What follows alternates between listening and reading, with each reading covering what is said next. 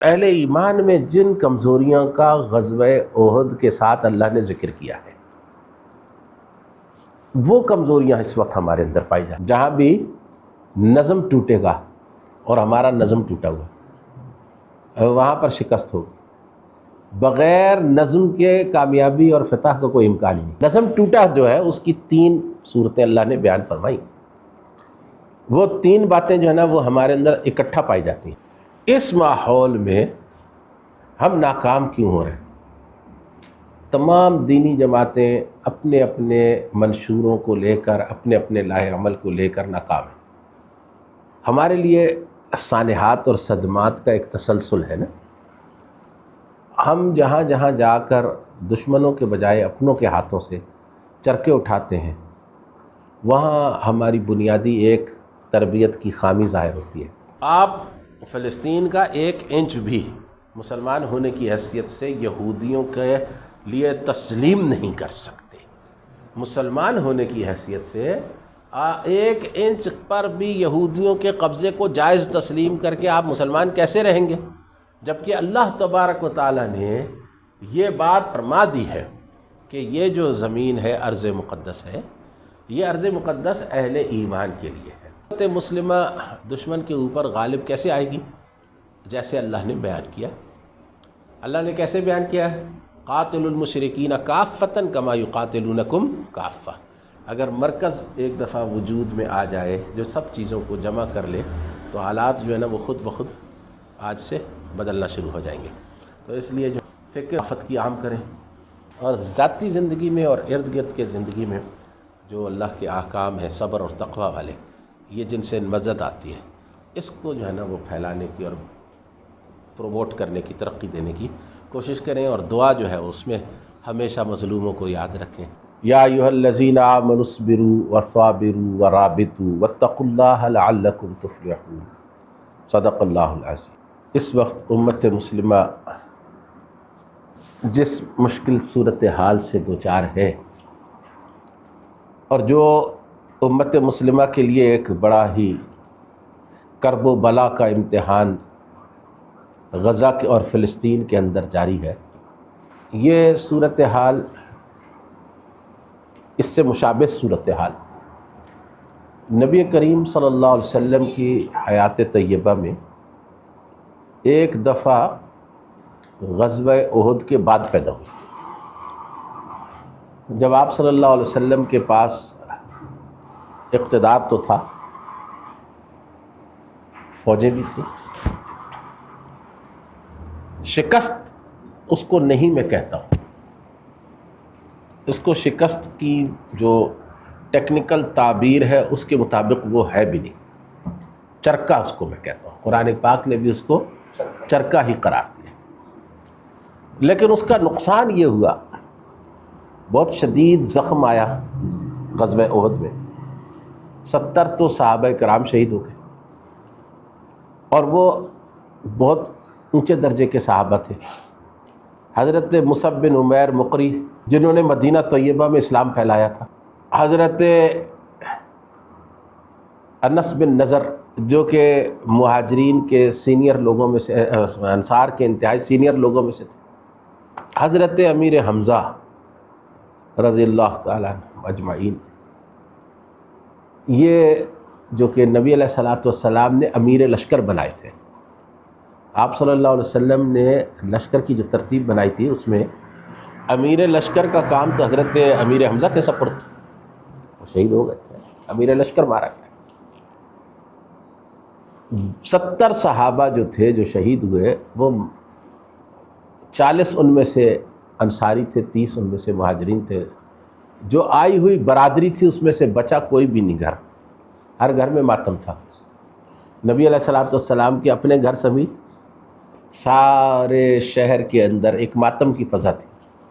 کچھ عورتیں آئیں، انہوں نے کہا کہ نبی کریم صلی اللہ علیہ وسلم کے چچا حضرت امیر حمزہ شہید ہوئے ہیں، تو ہم ان کے گھر جا کر ماتم کریں، جیسے کہ جاہلیت کی رسم تھی۔ تو آپ صلی اللہ علیہ وسلم نے ان کو واپس کر دیا اور فرمایا کہ جو ماتم ہے، نوحہ ہے، اس کی ضرورت نہیں ہے۔ تو ایک پورا شہر سوگوار تھا، انتہائی سوگوار۔ ایک نقصان تو یہ ہوا کہ ہر گھر میں زخم لگا۔ دوسرا نقصان یہ ہوا کہ غزوہ بدر سے جو فتوحات کا ایک سلسلہ چھوٹی چھوٹی فتوحات کا شروع ہوا تھا، ارد گرد کے قبائل دعوت کے ذریعے سے، معاہدوں کے ذریعے سے خود بخود ریاست مدینہ کے ساتھ شامل ہوتے چلے جا رہے تھے، وہ ایک دم سے ایک جھٹکے سے رک گیا سلسلہ۔ دعوت کو نقصان پہنچا، اسلام کی دعوت کو ایک نقصان پہنچا۔ دوسری بات ہے، اب آپ صلی اللہ علیہ وآلہ وسلم کی حکمت عملی وہ تو ظاہر سی بات ہے ایسی ہے کہ کوئی اس کو ٹچ بھی نہیں کر سکتا دور سے۔ آپ صلی اللہ علیہ وسلم نے غزوہ احد ختم ہونے کے بعد مدینے کا رخ نہیں کیا، آپ نے مدینے کا رخ نہیں کیا، آپ نے وہاں بیٹھ کر تمام فوج دوبارہ بلائی۔ اب وہ زخمی تھے، الذین استجابوا للہ والرسول من بعد ما اصابهم القرح، ایسے حالات تھے۔ ان حالات کے اندر وہ سارے لوگ جو ہیں ان کو جمع کیا گیا۔ جمع کرنے کا مطلب یہ تھا کہ اب ہم جو یہ چلے گئے ہیں ان کا پیچھا کریں گے، تو اور اگر یہ واپس آئیں گے، ان کو ہوشیاری آ گئی کہ بھئی ہم تو کچھ کیے بغیر، کیونکہ فتوحات کیا تھیں؟ فتح یہ تھی کہ بھئی آپ لشکر کا سربراہ قتل کریں، آپ لشکر کے بڑے بڑے لوگوں کو قید کریں، آپ لشکر کے پیچھے جو جس کا محاصرہ کرتے تھے وہ سارا شہر فتح کریں، وہاں سے عورتیں بچے۔ یہ اصل میں فتوحات ہوتی تھی نا، تو یہ فتح تو ہوئی نہیں۔ تو اس فتح کے لیے جس وقت ان کو ہوش آئے گا، یہ دروازہ بند کر دیں ورنہ بہت شور بچے گا۔ جب ان کو جو ہے نا وہ ہوش آئے گا تو اس وقت وہ لوگ جو ہے نا وہ واپس لوٹیں گے۔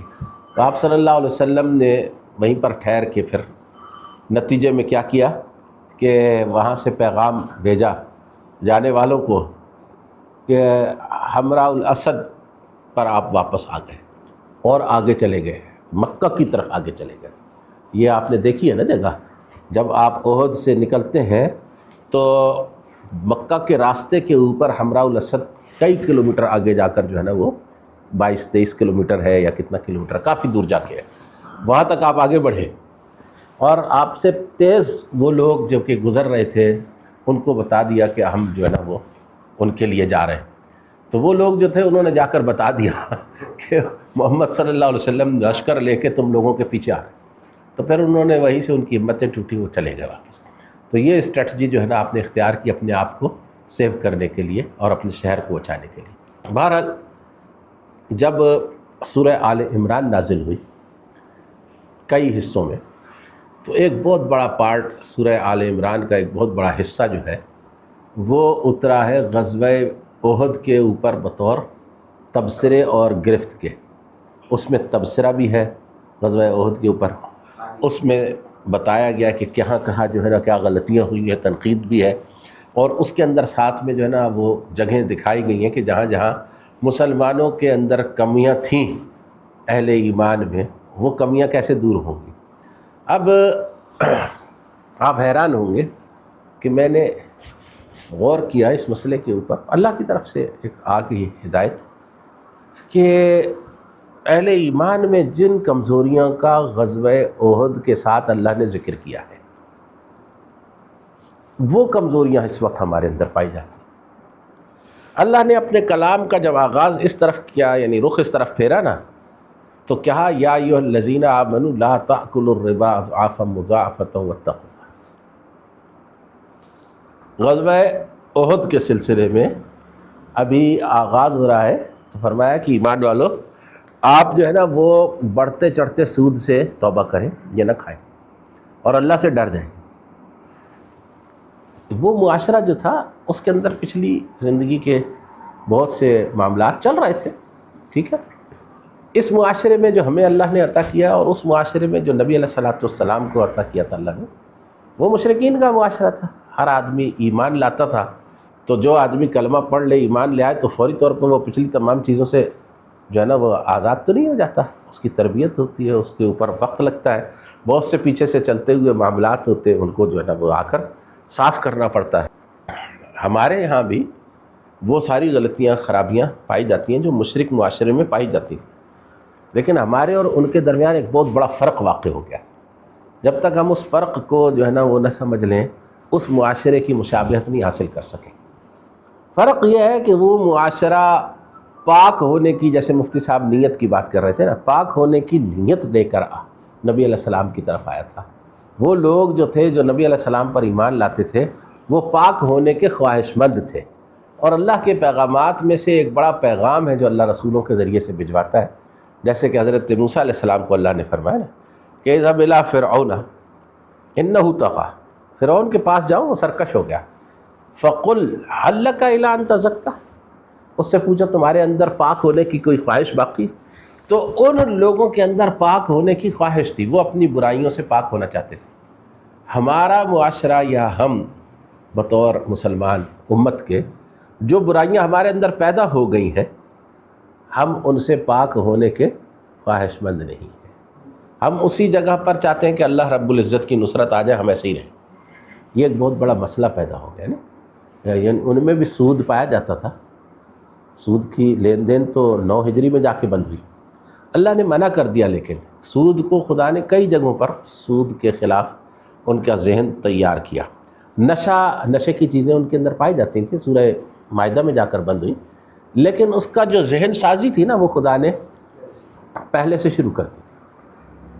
جیسے کہ اللہ نے وہ سورہ نحل کے اندر فرمایا نا تتخذون منہ سکرا ورزقا حسنا، تو رزق کے ساتھ حسن کی قید لگا کر جب سکر کو جو ہے نا وہ اللہ نے ننگا کر دیا، اس کا مطلب ہے کہ یہ جو تم نشہ کر رہے ہو یہ رزق حسنہ نہیں ہے۔ تتخذون سکرا ورزقا حسنا منہ سکرا ورزقا حسنا، تو یہ جو ہے یہ ذہن سازی جو پکڑنے والے تھے ان کو پکڑائی آ رہی تھی کہ اللہ اور اللہ کے رسول کا رخ کس طرف کو ہے۔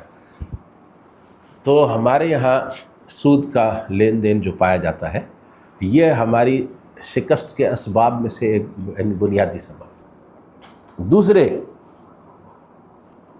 نظم اجتماعی جو ہے وہ جہاں بھی ٹوٹ جائے گا، جہاں بھی نظم ٹوٹے گا اور ہمارا نظم ٹوٹا ہوا، وہاں پر شکست ہوگی۔ بغیر نظم کے کامیابی اور فتح کا کوئی امکان نہیں ہے۔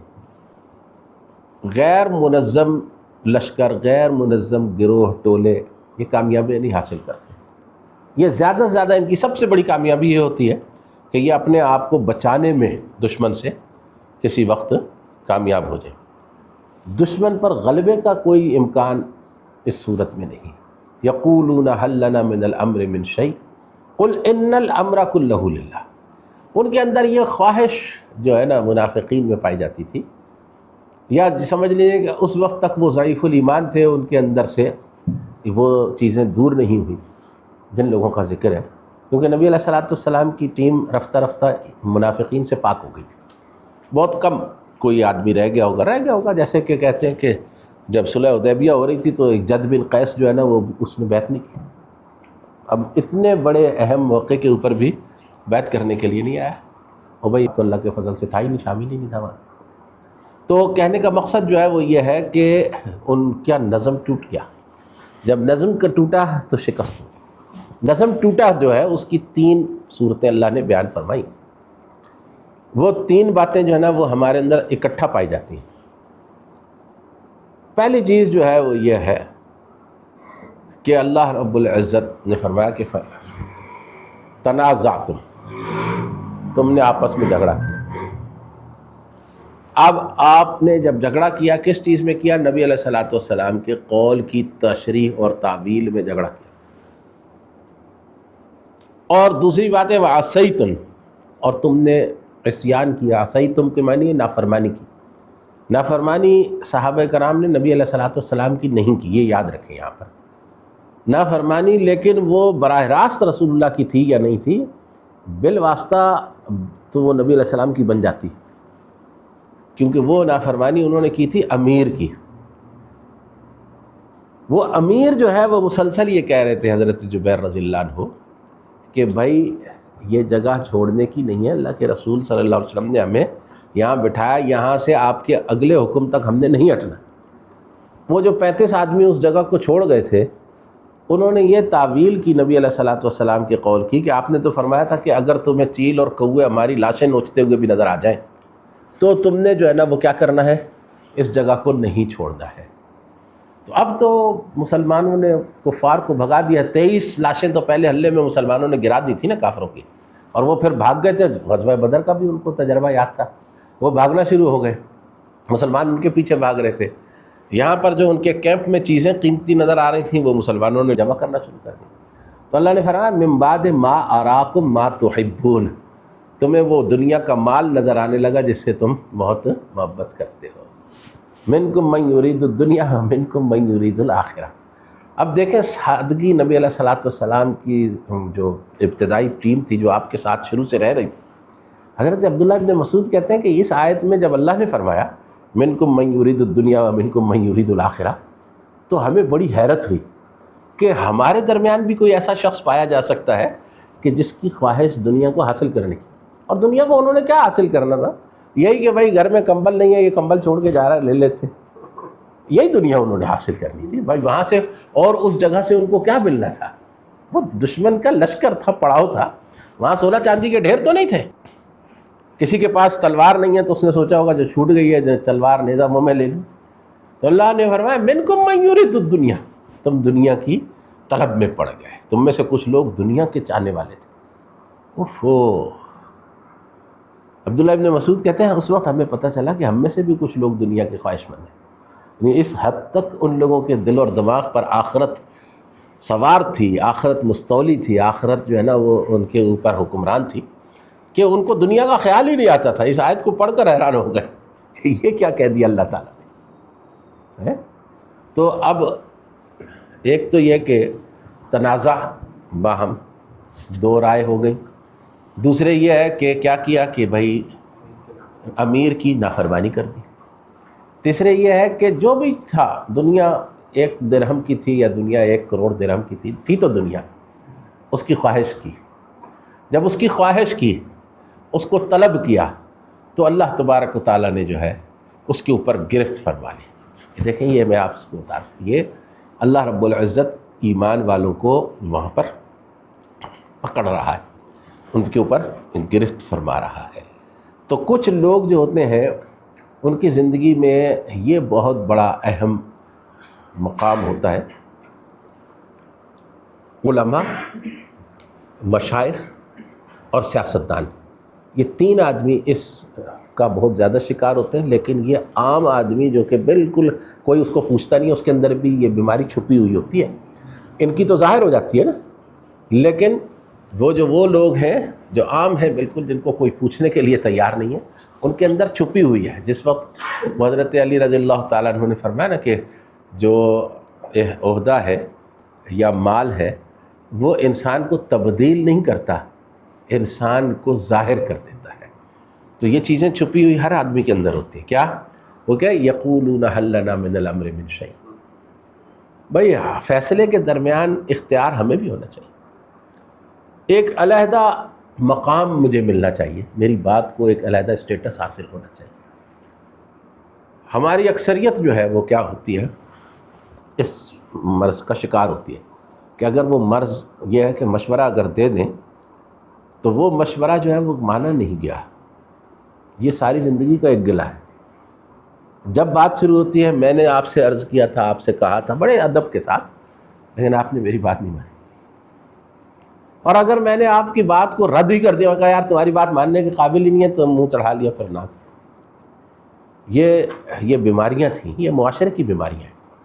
اور جن معاشروں کے اندر یہ بیماریاں پائی جاتی ہیں وہ معاشرے جو ہیں وہ ترقی نہیں کر سکتے، جن کے اندر سود کا لین دین پایا جاتا ہے، جن کے اندر کھینچا تانی پائی جاتی ہے، جن کے اندر دنیا کی طلب پائی جاتی ہے، جن کے اندر جو ہے وہ امیر کی مرکز کی نافرمانی پائی جاتی ہے، جن کے اندر حب جاہ پایا جاتا ہے، وہ لوگ ترقی نہیں کر سکتے۔ یہ اللہ رب العزت نے قرآن پاک میں ان کی یہ کبھی آپ جو ہے نا ان کو غور سے دیکھیں، یہ آیتیں کہہ کیا رہی ہیں، یہ مجھ سے کیا کہہ رہی ہیں۔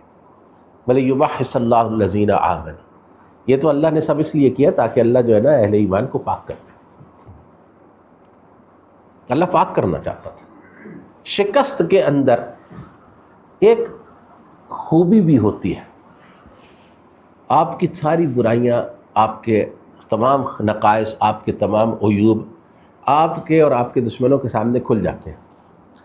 وہاں جو کھلتے ہیں وہ آپ کے لیے خطرہ ہوتے ہیں، اور یہاں جو کھلتے ہیں یہ آپ کے لیے موقع ہوتے ہیں۔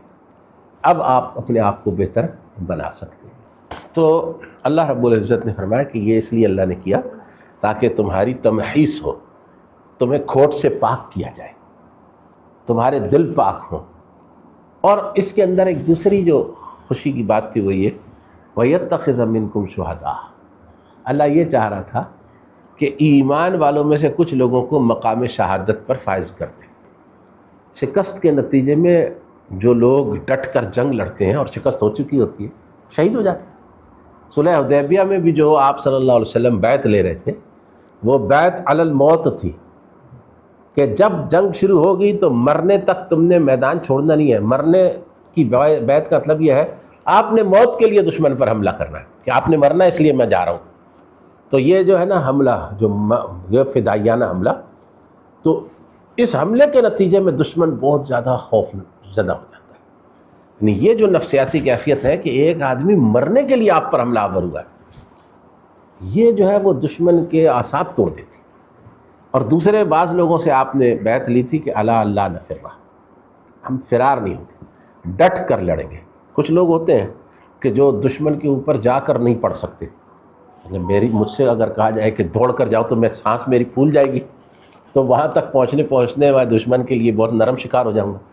لیکن ایک بچہ جو ہے نا وہ اڑتا ہوا جا کر اور ان کے اوپر گر سکتا ہے۔ دونوں کے درمیان بیعت کا فرق ہے۔ اب یہاں پر یہ اگر وہ حملہ آور ہوں اور میں ڈٹ کر کھڑا ہوا ہوں تو ان دو بچوں کے وزن سے زیادہ میرا وزن ہے، بلکہ تینوں کے وزن سے شاید زیادہ وزن نکل آئے میرا، تو مجھے ہٹانا۔ اللہ نفر، اللہ کے نبی صلی اللہ علیہ وسلم کی ہر فعل میں، ہر قول میں، ہر عمل میں ایسی حکمت ہے، ہر فیلڈ کے آدمی کے لیے اس کے اندر جو ہے نا ہدایت اور رہنمائی ہے۔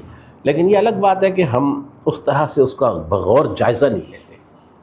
تو آپ صلی اللہ علیہ وسلم نے بھی وہ بیعت لی تھی کہ تم بھاگو گے نہیں، اور آپ نے بیعت لی تھی کہ تم موت تک جو ہے نا وہ جنگ لڑو گے۔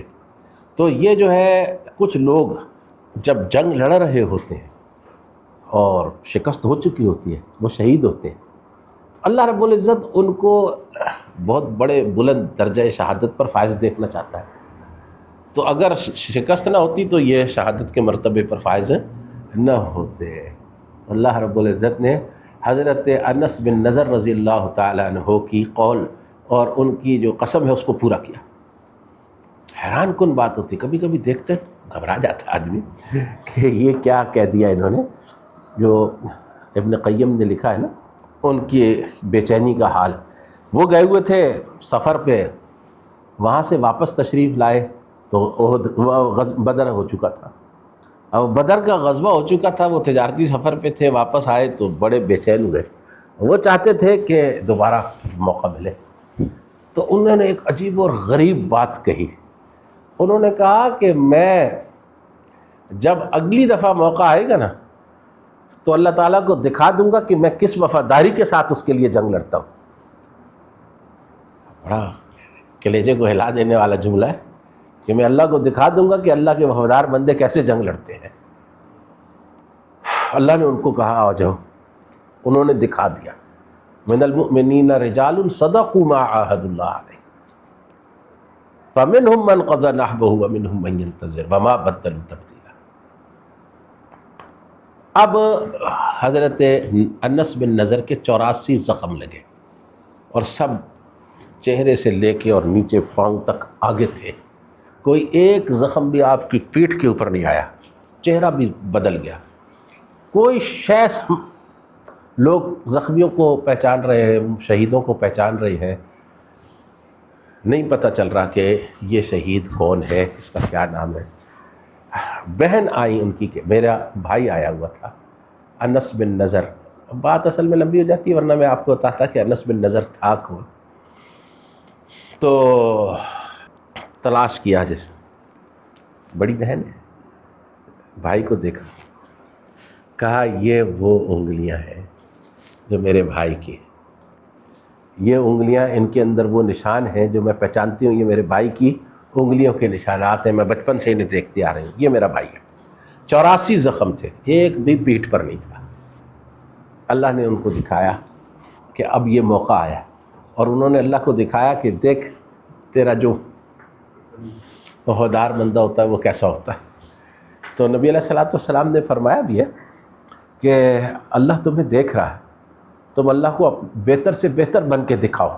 یہ نبی علیہ السلام کا حکم بھی ہے کہ ہم بندگی کو اللہ کی زیادہ سے زیادہ بہتر بن کر اللہ کے سامنے پیش ہو جائیں۔ تو کہنے کا مقصد یہ ہے کہ یہ کچھ باتیں تھیں جو میں نے آپ کے سامنے رکھی۔ ابھی ہمارے 57 اسلامی ملک ہے، ایک دوسرے کے ساتھ الجھے ہوئے بھی ہیں، مرکز بھی ٹوٹا ہوا ہے، مرکز بھی کوئی نہیں ہے، مرکزیت ختم ہو گئی ہے، دنیا کی دوڑ میں لگے ہوئے ہیں، ایک دوسرے کے خون کے پیاسے ہیں، سود کا کاروبار بھی کر رہے ہیں۔ ساری چیزیں ہمارے اندر وہی پائی جاتی ہیں کہ جو جاہلیت کے زمانے میں لوگوں میں پائی جاتی تھی، لیکن جن لوگوں نے اسلام قبول کیا تھا وہ پاک ہونے کے خواہش مند تھے۔ آپ 8-10 سال کے عرصے کو کیا سمجھتے ہیں؟ 8-10 سال کا عرصہ کچھ بھی نہیں ہوتا۔ 8-10 سال کی پڑھائی یہ کچھ بھی نہیں ہوتی۔ سینکڑوں ہمارے نوجوان جاتے ہیں مدارس کے اندر پڑھنے کے لیے، جیسے جس ایمان پر جاتے ہیں اس سے کم پر اور اس جیسے ایمان پر واپس آ جاتے ہیں۔ 8-8 10 سال پڑھ کر آتے ہیں۔ دنیا ہی مقصود تھی، دنیا ہی مقصود رہتی ہے۔ لیکن نبی علیہ الصلوۃ والسلام کے پاس جو لوگ آتے تھے ان کو آپ ایک ایک دن کے اندر تبدیل فرماتے تھے۔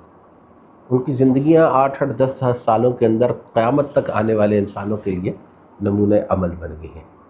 تو بات جو ہے وہ یہ ہے کہ ایک تو ہمیں اپنا رخ سیدھا کرنا ہے۔ آج الحمدللہ مفتی صاحب کو اللہ تعالیٰ جزائے خیر دے، آپ نے نیت کے حوالے سے جو بات کی ہے نا، یہ بالکل اس کا پہلا حصہ ہے۔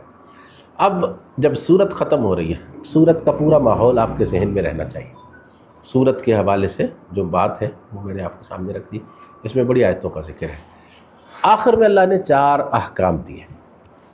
یا ایھا الذین آمنوا اصبروا وصابروا ورابطوا واتقوا اللہ لعلکم تفلحون۔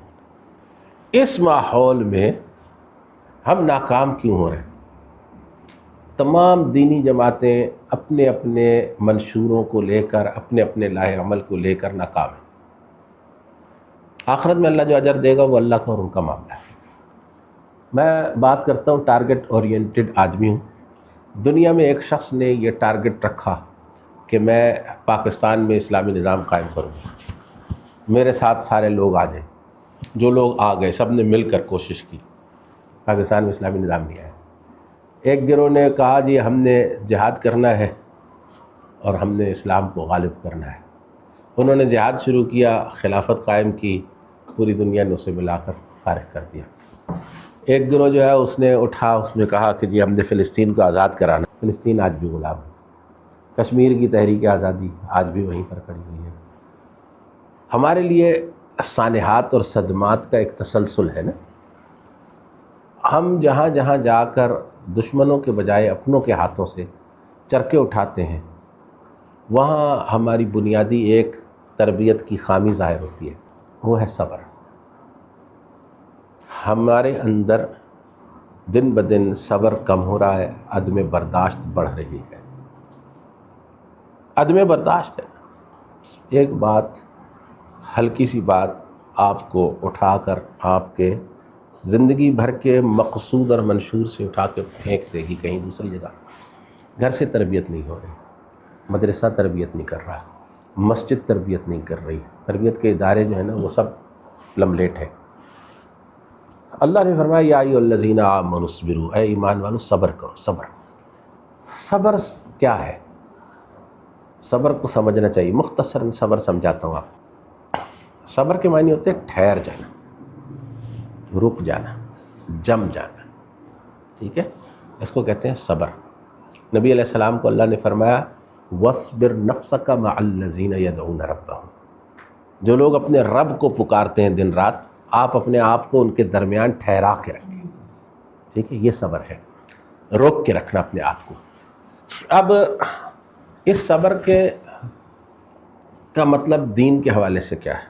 وصبر وما صبرک الا باللہ، صبر کرنا ہے اللہ کی خاطر کرنا، اللہ کو راضی کرنے کے لیے صبر کرنا۔ صبر کی 3 اقسام علماء نے بیان کی، مختصراً میں آپ کے سامنے، آپ میں سے ہر آدمی عالم نہیں ہے، کہ صبر جو ہے وہ سب سے پہلے تو آدمی کو جس کی عادت ہے، ساری دنیا سمجھتی ہے، وہ ہے صبر علی المصائب۔ مصیبت آ گئی، صبر کے یہاں ڈٹے رہے کس چیز پر؟ اللہ کی رضا پر، اللہ کی تقدیر کے حق ہونے پر، اپنے اس عقیدے پر، ایمان پر کھڑا رہا۔ مصیبت آ گئی تو آ گئی۔ ما اصاب من مصیبت فی الارض ولا فی انفسکم الا فی کتاب من قبل ان نبرأھا، کوئی بھی مصیبت اللہ کی اجازت کے بغیر تو نہیں آ سکتی، جب آئے گی تو آپ نے کیا کرنا ہے؟ اللہ کی خاطر صبر کرنا ہے۔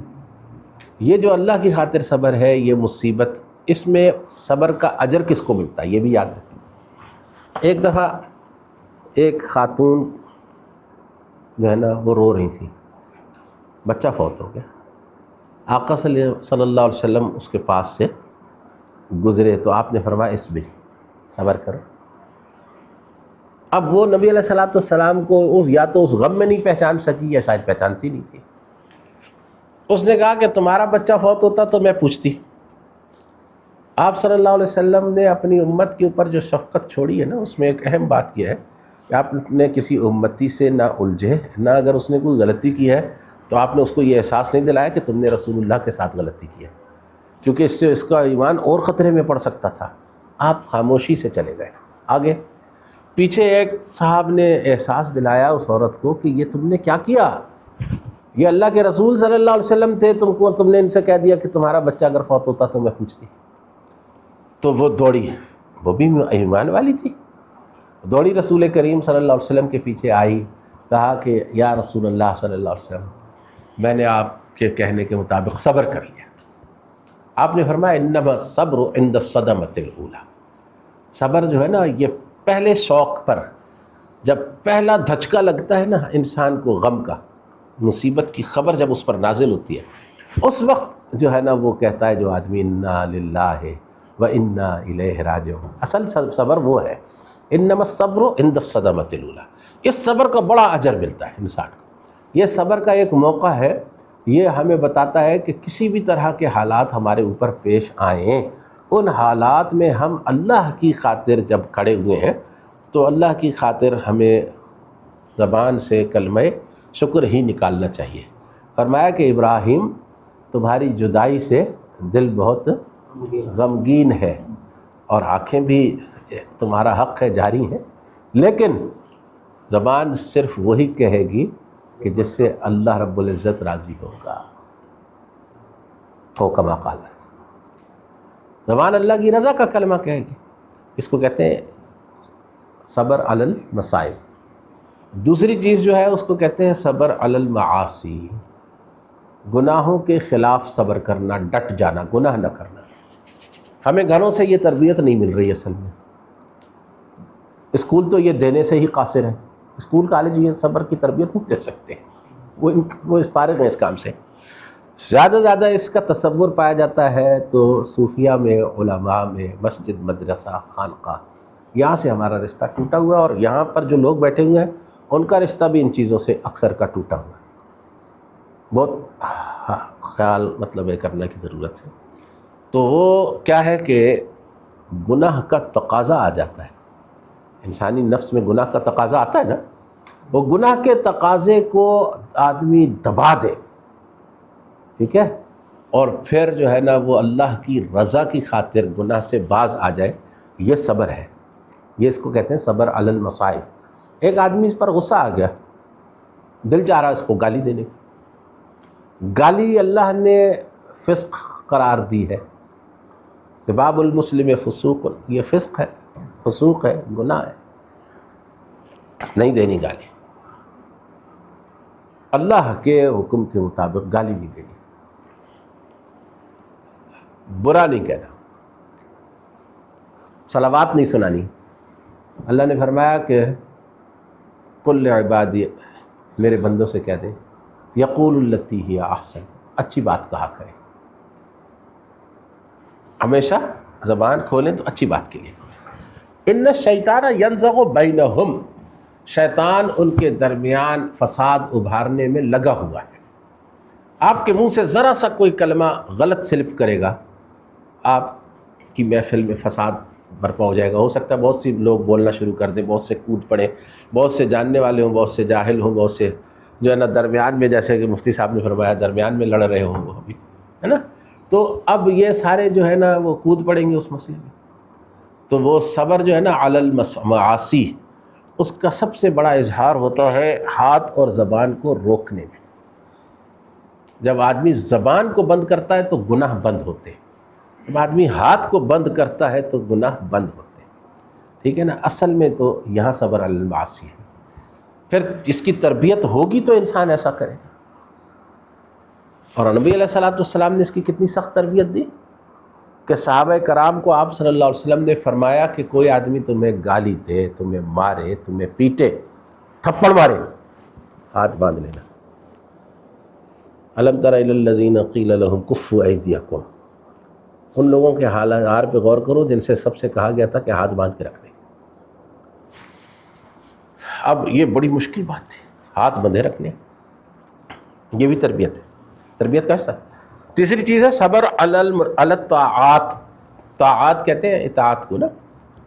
تو اب اطاعت کرنی ہے اللہ کی، صبح ہو گئی ہے، فجر کی نماز پڑھنی ہے، سردی سخت ہے، بستر بھی چھوڑنا ہے، وضو بھی کرنا ہے، نماز وقت سے پڑھنا ہے، یہ صبر علی الطاعات ہے نا۔ گرمی شدید ہے، گندم کی بھی کٹائی آئی ہوئی ہے اور رمضان بھی آیا ہوا ہے، اب صبر علی الطاعات ہے نا کہ نہیں ہے؟ تو یہ جو صبر ہے، صبر علی الطاعات، یہ کوئی معمولی صبر نہیں ہے، بڑا مشکل صبر ہے۔ تو صبر کی یہ 3 اقسام ہے۔ ان 3 اقسام کی جب تربیت دی جاتی ہے تو وہ شخص تیار ہوتا ہے کہ جو دشمنوں کے لیے ترنے والا نہیں ہوتا، ورنہ تو پھر وہ دشمنوں کے لیے ترنے والا ہو جاتا ہے۔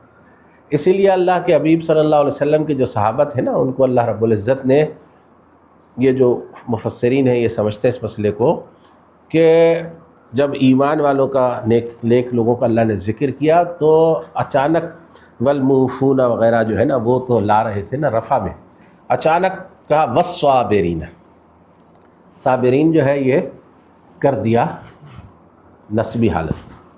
کیا مطلب کہ بھئی خصوصی ان کا ذکر ہے، ان کا ذکر ان کے ذکر سے بڑا اور علیحدہ ہے۔ والصابرین فی البأساء والضراء وحین البأس، اور صبر کرتے ہیں وہ لوگ کب؟ صبر کرتے ہیں وہ معاشی پریشانیوں میں۔ بأسا، باس کی جمع ہے، باس کہتے ہیں جنگ کو اور عذاب کو۔ جب اس کی جمع آتی ہے بأسا تو اس کے معنی ہوتے ہیں معاشی بحران، معاشی پریشانیاں، مالی حالات جو ہے نا ان کا ابتر ہو جانا، یہ بأسا جمع کے طور پہ آتا ہے۔ اور کہ جب وہ معاشی پریشانیوں کا شکار ہوتے ہیں، شدید مالی حالات اور مشکلات ان کے خراب ہو جاتے ہیں، تو اس وقت وہ صبر کر رہے ہوتے ہیں۔ والصابرین فی البأساء والضراء، ضراء کے کیا معنی؟ جسمانی تکالیف، جسمانی آزار، کوئی بیماری آ گئی، کوئی زخم آ گیا، کچھ گر گیا آدمی، کوئی چیز ہو گئی، اس وقت کیا کرتے ہیں کہ صبر کرتے ہیں، اللہ کی تقدیر پہ راضی رہتے ہیں، زبان سے کلمہ شکر ادا کرتے ہیں، کوئی ایسا کام نہیں کرتے جو ان کو اس قوت سے، شریعت سے الگ کرتے ہیں۔ کتنی طاقت ہو مالی بحران کی، کتنی طاقت ہو جسمانی بیماری کی، وہ اللہ سے الگ نہیں کر سکتی آپ کو۔ اور فرمایا کہ وحین البأس، اور وہ جو جنگ ہے اس کے موقع کے اوپر ان کا کھڑا ہونا، جنگ کے موقع کے اوپر آدمی کے ارد گرد لاشیں گر رہی ہیں، جسموں کے چیتھڑے اڑ رہے ہیں، وہ 3 دن کی نیت کر کے گیا ہے، 3 دن تک میدان جنگ سے نہیں ہٹے گا۔ 10 دن کی نیت کر کے لکھا کر گیا کہ میں 10 دن تک میدان میں جنگ میں جا رہا ہوں، 10 دن تک نہیں ہٹے گا، واپس نہیں لوٹے گا۔ 40 دن کے لیے گیا ہے، 4 مہینے کے لیے گیا ہے، سال بھر کے لیے گیا ہے، اگرچہ 4 مہینے سے زیادہ کے لیے جانا جو ہے وہ جائز نہیں، لیکن بہرحال جتنے دنوں کے لیے بھی گیا ہے، شادی شدہ آدمی کو تو جو ہے نا بیوی سے اجازت لینی پڑتی ہے نا، اور ساری جتنی دفعہ کے لیے بھی جائے، جتنی ماں باپ اگر موجود ہیں، غیر شادی شدہ آدمی ہے، ماں باپ بھی موجود، ماں باپ سے تو اجازت لیے بغیر جا ہی نہیں سکتا، اور اگر ماں باپ بھی ہے اور بیوی بھی ہے، تو 4 مہینے سے زیادہ کے لیے جانے کے لیے بیوی کی بھی اجازت چاہیے۔ تو بات جو ہے وہ کہنے کی ہے کہ اب وہ حین الباس، جنگ کے اندر ڈٹا کھڑا۔ کب کھڑا ہے ڈٹا ہوا؟ جب پیچھے سے صبر کی اس کو عادت رہی ہے۔ تو اللہ رب العزت نے ان حالات میں کہ جب مسلم معاشرے میں پیچھے سے جاہلیت کی جو رسمیں تھیں وہ ابھی چل رہی تھیں، وہ بھی تھیں مسلم معاشرے میں ابھی ایسے لوگ کہ جن کی پوری طرح سے یعنی نہیں ہوئی تھی تربیت، اور وہ منافق تھے یا ضعیف الایمان تھے، وہ بھی موجود تھے، اور مسلم معاشرہ جو ہے اس کے اندر نظم میں شرکت کے خواہشمند بھی موجود تھے، اختلاف بھی کسی موقع کے اوپر ہو گیا، دنیا کی بھی خواہش پائی جاتی تھی، ساری چیزیں تھیں۔ تو اللہ رب العزت نے جب پوری صورت کو سم اپ کیا تو 4 حکم دیے۔ ان 4 حکموں میں سے پہلا حکم کیا تھا کہ یا ایھا الذین آمنوا اصبروا، اے ایمان والو صبر کرو۔ اچھا، دوسری بات جو ہے وہ کیا ہے؟ وصابروا، اور مصابرت کرو، یعنی انتہائی صبر کرو، مزاحمت کرو۔ اب یہ جو بات ہے یہ ان لوگوں کے، ان مفکرین کے خلاف ہے، کیونکہ جب مشکل ہوتی ہے نا تو پھر کچھ لوگ جو مفکرین ہوتے ہیں وہ آپ کو یہ مشورہ دینے لگتے ہیں کہ بھئی دنیا جو ہے وہ تو کفار کے قبضے میں ہے، اور فیصلے تو وہ کر رہے ہیں، آپ تو کہیں ہے ہی نہیں، تو لہٰذا جو وہ دے رہے ہیں وہ آپ لے لیں۔ یہ جو بات ہے یہ ایمان والوں کو زیب نہیں دیتی۔ ایمان والا اپنے موقف پر مر جاتا ہے، کیونکہ وہ مر کے اللہ کے پاس جاتا ہے۔ کوئی نقصان نہیں ہو رہا، جو لوگ شہید ہو رہے ہیں وہ اللہ کے پاس جا رہے ہیں، وہ انشاءاللہ جنت کے اندر جائیں گے۔ جو بھی نقصان ہو رہا ہے زندہ رہنے والوں کا ہو رہا، جو شہید ہو گیا وہ تو بہت بڑے نفع میں چلا گیا، اس کو تو اللہ رب العزت نے بہت اونچے مقام پر پہنچا دیا۔ دنیا تو مطلب ہے کہ دنیا کے حوالے سے تو مسلمان فیصلہ نہیں کرتا، مسلمان کے فیصلے کا مرکز اور محور جو ہے وہ تو آخرت ہے۔ آخرت کے حوالے سے دیکھیں کہ آپ کو کیا کہنا چاہیے، آپ کو اپنے صریح اور درست موقف سے ہٹ جانا چاہیے؟ نہیں، آپ کفار کے ساتھ اس بنیاد پر صلح کر لیں کہ بھئی کافر طاقتور ہے، جو وہ دے رہا وہ لے لو۔ اگر آپ کا نقطہ نظر یہ ہو جائے تو وہ تو پھر آپ سے آدھا ایمان ایک دفعہ دے گا اور آدھا آپ سے لے لے گا، پھر اگلی دفعہ وہ چوتھائی ایمان آپ کا قبول کرے گا، پھر باقی چوتھائی بھی لے لے گا۔ پھر اس سے اگلی دفعہ وہ کہے گا حضور باقی ایمان بھی رکھ کر پلیٹ میں مجھے پکڑا دیں، آپ بھی کافر میں بھی کافر، ٹھیک ہے۔ اور اللہ نے قرآن میں واضح طور پر یہ بتایا ہے کہ بھائی ان کی یہ خواہش ہے، وہ یہ چاہتے ہیں کہ تم کافر ہو جاؤ، فتکونون سواء، پھر تم بھی اور وہ بھی برابر ہو جائیں گے۔ تو بھائی یہ مصابرت جو ہے یہ اس پوری فکر کے، اس حکمت کے، اس جدید دور کی فلسفی کے خلاف ہے کہ جس میں بعض لوگوں نے آپ کو یہ مشورہ دینا شروع کر دیا ہے کہ بھائی جو وہ دے رہے ہیں، دنیا تو ان کی ہے، بنائی بھی انہوں نے ہے، تو جو وہ دے رہے ہیں وہ آپ لے لیں۔ نہیں، آپ فلسطین کا 1 انچ بھی مسلمان ہونے کی حیثیت سے یہودیوں کے لیے تسلیم نہیں کر سکتے۔ مسلمان ہونے کی حیثیت سے 1 انچ پر بھی یہودیوں کے قبضے کو جائز تسلیم کر کے آپ مسلمان کیسے رہیں گے؟ جبکہ اللہ تبارک و تعالیٰ نے یہ بات فرما دی ہے کہ یہ جو زمین ہے ارض مقدس ہے، یہ ارض مقدس اہل ایمان کے لیے ہے۔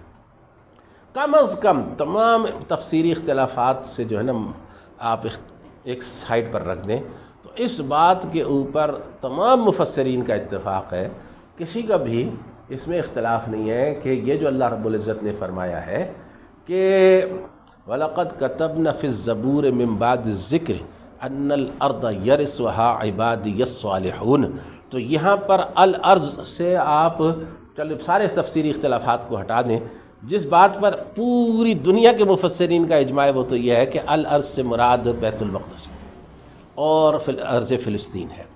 اگرچہ ہمارے جو علماء اکابر ہیں اہل سنت والجماعت وہ تو الارض سے پوری زمین مراد لیتے ہیں کہ ساری زمین کے اوپر جو ہے نا وہ عبادی الصالحون کا حق ہے، کفار کا اور فساق اور فجار کا تو حکومت کا حق ہے ہی نہیں، وہ تو اللہ کے باغی ہیں، زمین تو اللہ کی ہے، تو لہذا نظام بھی اللہ کا ہوگا اور قانون بھی اللہ کا ہوگا۔ لیکن یہاں پر آپ پورا قرآن کریم جو ہے اس کی نفی کر رہے ہیں آپ، کہ بھئی اللہ رب العزت جو ہے اس کے کہے کے خلاف آپ یہود کے لیے مان لیں، اللہ نے عبادی الصالحون کو لکھ کر دیا، ٹھیک ہے نا جی، ایمان والوں کو لکھ کر دی ہے زمین. اور پھر وصابت والرابط، تیسرا حکم اللہ نے یہ دیا ربط. ایک رابط جو ہے نا، ایک اس کی کئی صورتیں ہیں، اس کو سمجھ لیں. ایک ہے ربط الخیل جس کو کہتے ہیں نا، گھوڑوں کو باندھ کے رکھنا، تیاری رکھنا. کوئی گھوڑا تیار ہے، جیسے اللہ نے فرمایا وَأَعِدُّوا لَهُم مَّا اسْتَطَعْتُم مِّن قُوَّةٍ وَمِن رِّبَاطِ الْخَيْلِ. تو رباط الخیل کے لیے بھی رابطوں کا یہاں پر ترجمہ کیا گیا کہ بھئی اپنے گھوڑوں کو تیار رکھو اور آپ کسی بھی وقت دشمن کے مقابلے میں میدان میں آنے کے لیے تیار ہوں. یہ بھی ایک بات تو کہی گئی ہے. دوسرے ربط جو ہے اس کے معنی ہے اپنی سرحدوں کی نگرانی کرنا. نبی علیہ الصلوۃ والسلام نے فرمایا کہ رباط یومن او لیلۃ فی سبیل اللہ خیر من الدنیا وما علیہا. ایک دن یا ایک رات کی جو سرحدوں کی نگرانی ہے اہل ایمان کے گھروں کی نگرانی، ان کے علاقوں کی نگرانی، یہ جو ہے نا وہ تمام آسمان اور زمین سے زیادہ اللہ رب العزت کے یہاں قدر رکھتی ہے. تو یہ جو رباط ہے اس کے معنی یہ بھی لیے گئے ہیں. ایک اس کے معنی جو ہے نا وہ ہے مرابطہ. مرابطہ کے معنی یہ ہے کہ ایک دوسرے کے ساتھ آپ جڑ کر رہیں، اپنے اندر کے شگافوں کو ختم کریں، اپنے درمیان جو ہے نا وہ آپ خوب قوت کے ساتھ ایک جوڑ پیدا کریں. کیونکہ امت مسلمہ دشمن کے اوپر غالب کیسے آئے گی؟ جیسے اللہ نے بیان کیا. اللہ نے کیسے بیان کیا ہے؟ قاتل المشرکین کافۃ کما یقاتلونکم کافہ. جیسے وہ بالجماعت تمہارے ساتھ جنگ لڑتے ہیں. جب ایک دفعہ امریکہ اترا کہاں؟ عراق کے اندر پہلی دفعہ 1990 میں، تو اپنے ساتھ 28 ملکوں کی فوج لے کر آیا. دوسری دفعہ امریکہ نے جو ہے نا حملہ کیا افغانستان کے اوپر، اپنے ساتھ 44 ملکوں کی فوج جو ہے نا وہ لے کر داخل ہوا. تیسری دفعہ جب عراق کے اندر یہ داعش اور یہ عراق وغیرہ کے ساتھ فوجیں بلائیں تو اس نے تقریباً کوئی 60 کے قریب فوجیں تھیں جو ان کے مختلف ملکوں کی انہوں نے اتاری تھیں وہاں عراق میں اور داعش کے خلاف. اب جب امام مہدی کے خلاف وہ لشکر آئیں گے تو وہ 80 ہوں گے. تو اللہ رب العزت نے کیا فرمایا کہ قاتل المشرکین کافۃ کما یقاتلونکم کافہ. آپ بھی جمع کریں اپنے لشکر. اب اہل ایمان کی جتنی بھی سلطنتیں ہیں اہل اسلام کی، ان کے اوپر منافقین کا قبضہ. اب وہ کفار سے ڈرے ہوئے ہیں، وہ ان کے ساتھ جنگ لڑنے کے لیے تیار نہیں ہیں. سب سے پہلا کام تو یہ ہے کہ یا تو ان منافقین کو دعوت مسلمان کر دے، مومن کر دے، اور یا پھر جو ہے وہ اہل ایمان ان کو اٹھا کر اپنے اوپر سے نیچے پھینک دیں اور یہاں پر جو ہے نا وہ امارت اسلامی پاکستان، امارت اسلامی افغانستان، امارت اسلامی عراق، امارت اسلامی شام، یہ ساری قائم ہوتی جائیں اور یہ سب مل کر جو ہے نا ایک خلافت کی شکل اختیار کریں. تو رابطوں کی اصل شکل جو ہے وہ یہی ہوگی. اور پھر فرمایا واتقوا اللہ، اللہ کی نافرمانی سے بچو، سود چھوڑ دو. اللہ کی نافرمانی سے بچو، بدکاری چھوڑ دو. اللہ کی نافرمانی سے بچو، آپس میں ایک دوسرے کو ڈچ کرنا، دھوکہ دینا چھوڑ دو، ملاوٹ کرنا چھوڑ دو. واتقوا اللہ، اللہ سے ڈرو، کیونکہ جتنے معاملات تمہارے اللہ کی نافرمانی کے ہوں گے اللہ کی نصرت کو روکنے والے ہوں گے، اللہ کی مدد کو روکنے والے ہوں گے. اگر اللہ سے ڈر کے رہو گے تو لعلکم تفلحون، تم فلاح پا جاؤ گے، کامیاب ہو جاؤ گے. تو جو مشکلات ان کو درپیش ہوئیں ان سے یعنی ہمارے دور کے ساتھ تھوڑی سی ان کے اندر مشابہت ہے. وہ جو مشکلات تھیں ان کا اللہ نے حل ان 4 نکات کے اندر سمب کیا سورہ آل عمران کے آخر میں. تو یہی ہمارے مسئلے کا حل ہے. لوگ پوچھتے ہیں کہ جی ہم فلسطین کے لیے کیا کر سکتے ہیں؟ میں ان سے کہتا ہوں دعا. آپ کیا کر سکتے ہیں فلسطین کے لیے؟ آپ دعا کر سکتے ہیں. بھائی جو اگر کہیں ان کو ضرورت پیش آتی ہے کوئی چیزیں وغیرہ بھجوانے کی تو اس کا تو میں مخالف نہیں ہوگا. زکوٰۃ بھی بھجوائیں، صدقات بھجوائیں، خیرات بھجوائیں، امداد بھجوائیں، جس طرح بھی ہو سکتا ہے. لیکن وہ ان کے مسئلے کا حل نہیں ہے. وہ تو صرف ان کی جو ہے نا وہ بہتے ہوئے خون کے اوپر کہیں پٹی آپ رکھ لیں گے، کہیں کچھ ہو جائے. مسئلے کا حل جو ہے وہ یہی 4 نکات ہیں. صبر جو ہے وہ ہمیں اختیار کرنا ہے، اپنے موقف کے اوپر ڈٹے رہنا ہے، آپس کے اختلافات کو ختم کر کے شگاف بند کر کے جڑ جانا ہے، اور اللہ کی نافرمانی سے ہر صورت میں بچنا ہے. جوں ہم ایک یعنی قوت اختیار کرتے جائیں گے آپس میں جوڑ کر، تو دنیا جو ہے نا وہ اس کا مرکز اہل ایمان بنتے جائیں گے، اسلام بنتا جائے گا، اسلامی سلطنتیں بنتی جائیں گی. یہ دنیا میں یہ جو 4-5 آپ کو 10 بڑی بڑی سلطنتیں نظر آ رہی ہیں، یہ اس لیے بڑی ہیں کہ اہل ایمان بٹے ہوئے. آج اہل ایمان جوں جڑیں گے، 57 مسلم ملکوں کی فوج مل کر دنیا کی سب سے بڑی فوج، 1 کروڑ سے اوپر فوج بنتی ہے. اگر بحریہ دیکھیں تو 5 مسلمان ملکوں کی بحریہ مل کر جو ہے وہ اس وقت بحر اوقیانوس اور بحر کاہل کی بڑی افواج میں سے ایک فوج بنتی ہے.